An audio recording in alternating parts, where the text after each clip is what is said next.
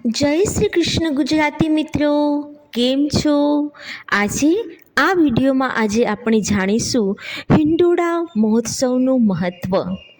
જી હા, દિવ્ય હોમ આજે સૌ ગુજરાતી મિત્રો માટે લાવે છે હિંડોળા મહોત્સવનો ઇતિહાસ, હિંડોળા મહોત્સવનું મહત્ત્વ તથા હિંડોળા મહોત્સવ કઈ વિવિધ સામગ્રીથી તૈયાર કરવામાં આવે છે તેમની સુંદર રજૂઆત. તો આપ સૌ જરા પણ વિરામ કર્યા વગર સૌ પ્રથમ મારી દિવ્ય હોમ ચેનલને સબસ્ક્રાઈબ કરો અને મને કોમેન્ટમાં બતાવો કે આ વર્ષે આપણે કયા ભગવાન શ્રી કૃષ્ણને કયા ઝૂલામાં ઝૂલાવ્યા છે અને આ હિંડોળા તમે કેવી રીતે શણગાવ્યા છે. શ્રાવણ મહિનો આવે એટલે પ્રકૃતિ સોળે કલાએ ખીલી ઉઠે અને ઝરમર ઝરમર વરસાદ વરસે ત્યારે ભગવાન શ્રી હરિ હિંડોળા ઝૂલે એ દૃશ્ય જ કેટલું આનંદમય લાગે. દર વર્ષે ભક્તો પોતાના જુદા જુદા ભાવ રજૂ કરે અને એ ભાવ મુજબ હિંડોળાનું સુશોભન કરતા હોય છે. જુદી જુદી સાધન સામગ્રીથી હિંડોળા બનાવવામાં આવે છે, જેમાં ભક્તો તેમના હરિ પ્રત્યેના ભાવને રજૂ કરે છે. આ ઉપરાંત સારા વરસાદના પગલે સંપૂર્ણ ખીલેલી પ્રકૃતિ સાથે જ ભગવાન શ્રી હરિ પ્રેમથી ઝૂલા ઝૂલી રહ્યા છે, જે દૃશ્ય ભક્તોને ખૂબ આનંદમય અને આધ્યાત્મિક એક ભાવ તરફ લઈ જાય છે. પરંતુ આ હિંડોળા મહોત્સવ ક્યારે શરૂ થયો એનો ઇતિહાસ પણ ખૂબ રોચક છે.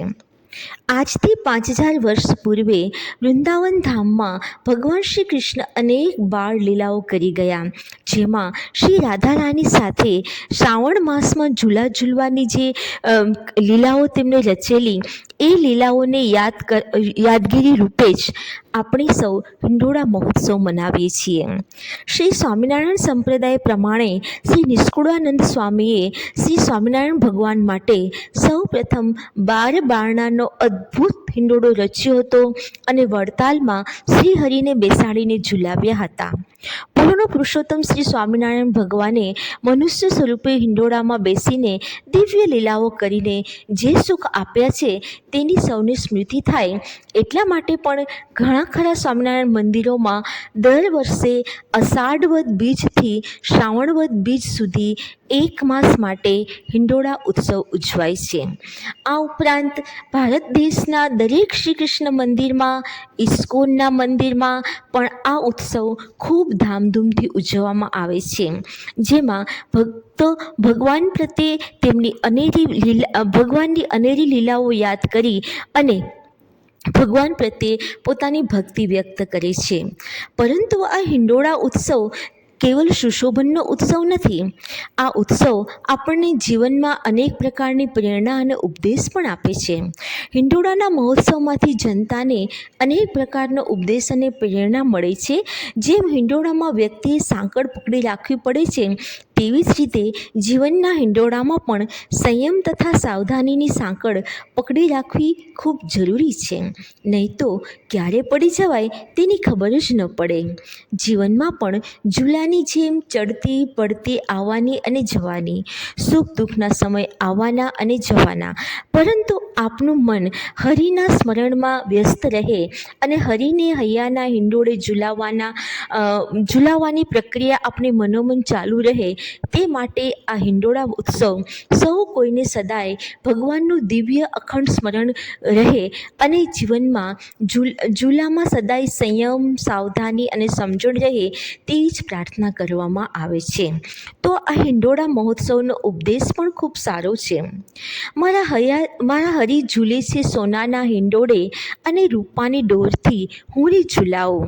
જી હા, આ સુંદર ભજન પણ આપણને એ જ શીખવાડે છે કે હરિને આપણે આપણાથી પણ વિશેષ સ્થાનથી ઝૂલાવીએ અને તેમની દોરીથી તેમને જે આપણે ઝૂલાવીએ છીએ, યાની કે આપણે પણ હરિથી એકદમ નજદીક સામંજસ્ય સ્થાપવાનું છે.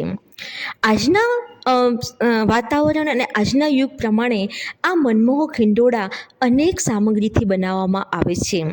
કોઈ હિંડોળામાં ફળોનો હિંડોળો, સૂકો મેવો, રાખડી, પવિત્ર મોતી, આભલાના, હીરના, કઠોળના, અગરબત્તી અને મીણબત્તીના, ચાંદી તથા સુવર્ણના દાગીનાના, કોડી, શંખલા, છીપલા, મોરપીંછ, સિક્કા, ત્યાં સુધી કે બોલપેન અને આર્ટિફિશિયલ ફૂલના, સિંગદાણાના, ચોકલેટના, મરી મસાલાના અને સ્ટેશનરીની અનેક આઇટમો વગેરે જેવા ભાતના અને સુંદર અને આકર્ષક ગોઠવણીથી કંડારેલા હિંડોળામાં ઠાકોરજીને પધરાવી સાંજના સમયે હરિભક્તો તેમને લાડકોટ, તન, મન અને ધનથી સેવા કરીને પરિપૂર્ણ ભક્તિનો આનંદ લે છે.